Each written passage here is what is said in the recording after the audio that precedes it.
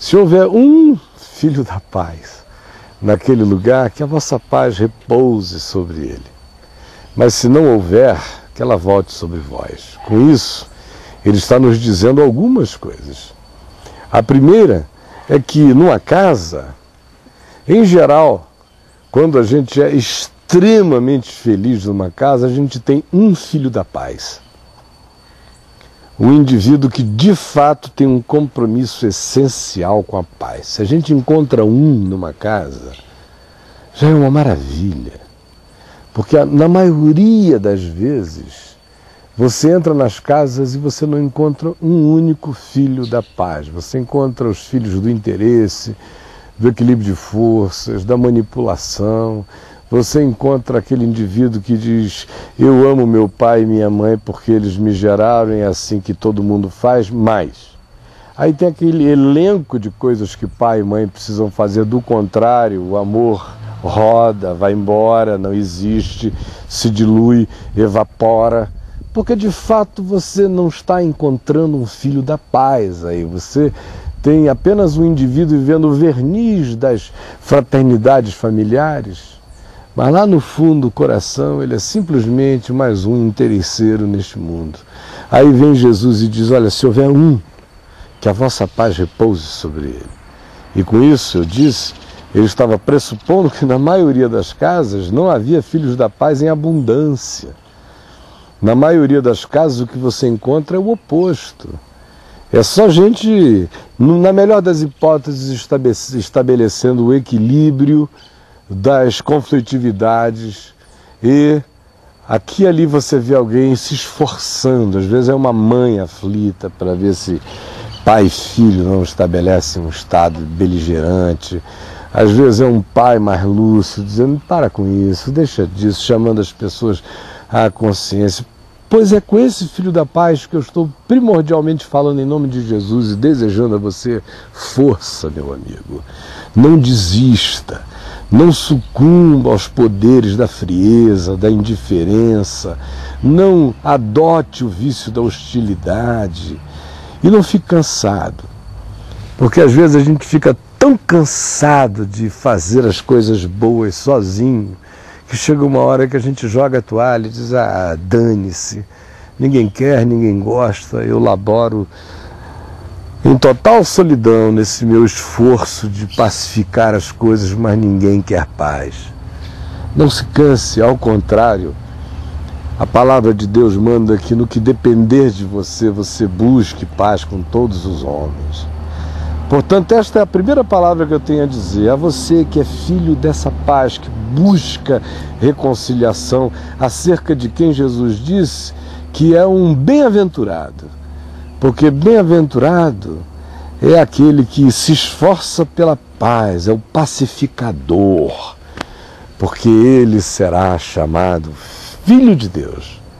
E Jesus não estava querendo saber o pedigree religioso, não estava estabelecendo nenhum pré-requisito, ele não era de fato um discípulo do cristianismo e nem o fundador do cristianismo. Se Jesus fosse o fundador do cristianismo, ele ia fazer como a religião cristã mais oficial da Terra declarou esta semana, que ela é a única, e iria dizer com os seus dogmas que todo filho da paz só seria filho da paz se antes fosse filho da igreja, fosse filho da religião, fosse filho do cristianismo, fosse filho dessa mentira. Mas Jesus não tinha nada a ver com isso. Isso aí é coisa dos homens. Inventaram para fins próprios, negócios próprios, antigos poderes, estranhas e esquisitas potestades. Mas não tem nada a ver com o Evangelho de Jesus. Jesus, no entanto, simplesmente admite filhos da paz, filhos de Deus, bem-aventurados pacificadores em qualquer lugar da terra, e manda aos seus discípulos que onde quer que os encontrem, que os acolham, que os abracem, que os afirmem. E eu estou aqui em nome de Jesus para dizer isso a você. Você é um bem-aventurado, não troque a felicidade de ser um pacificador por qualquer que seja o status da arrogância. Em nome de Jesus eu digo isso a você. Mas há uma segunda coisa implícita no que Jesus falou.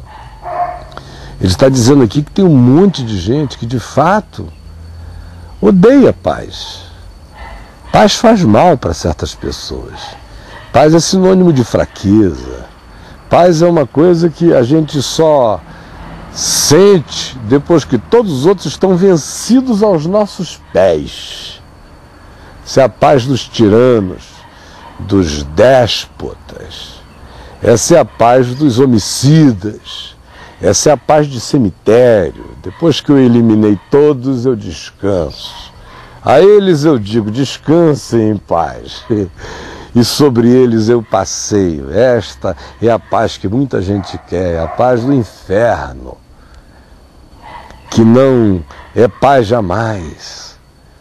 Que aquele que consegue estabelecer o ganho objetivado por essa suposta paz, vai logo descobrir que fibrilará no seu coração para sempre uma angústia, que estará latente em sua alma um desespero, e que ele jamais será alguém que receberá o benefício do refúgio da graça de Deus. Ao contrário, sobre ele se estabelece um estado de perseguição, de paranoia, de angústia, de desespero e de infelicidade radical e intrínseca. Jesus estava dizendo que numa casa tem um filho da paz e tem um monte de outros que estão ali, apenas se movendo conforme os ritmos e os ambientes, uns bonecos sem consciência. E com muita facilidade eles se inflamam em favor daquilo que gera contrariedade, inimizade, desrespeito, irreverência, queda de braço, medição de força, busca de supremacia, um marido inseguro à beça, que fica achando que para ele ser o macho da casa, ele tem que humilhar a mulher dele o dia inteiro. Muito inseguro, esse machinho de nada, apavorado. Se tivesse um mínimo de segurança, trataria sua mulher diferente. Ou então são esposas que, ao invés de amarem, respeitarem os seus maridos, como ensina o Evangelho, dedicam-se no máximo a medir forças com eles. Hoje em dia as pessoas se casam para, na maioria das vezes, competirem umas com as outras. Nunca vão encontrar paz em si, nem coisa alguma, nunca vão construir nada que seja um ambiente de sossego, ninho de acolhimento. Então a segunda palavra de Jesus é para você que não é filho da paz, que é esse cara que ideologicamente gosta do conflito, que roda a barraca, que se orgulha de dizer eu sou barraqueiro mesmo. Não brinque comigo que eu faço. Com você que eu estou falando, rodadeira de barraca. Com você que eu estou falando, seu escandaloso idiotado, que vai viver a vida inteira e não vai nunca conhecer a paz de Deus. Está desperdiçando sua vida, desperdiçando seu casamento. Você casou para quê? Para brigar com ela e ela com você? Vocês tiveram filhos para quê? Para ficar aí nessa hostilidade o tempo todo? Falando o comandante, obedecendo os servos, dando a ordem o tirano e os vassalos seguindo? Constituiu família para quê? Para produzir um viveiro de cobras, de gente que está doida para ir embora, que quer ver você pelas costas, que com o lado esquerdo da razão, no dia da sua morte, vai chorar uma lágrima racional e vai ter essa banda direita que corresponde à esquerda da emoção seca de lágrimas, porque você não conseguiu gestar nem gerar no coração deles afeto. É essa a vida que você quer? Você abriu a porta, eu entrei na sua casa em nome de Jesus.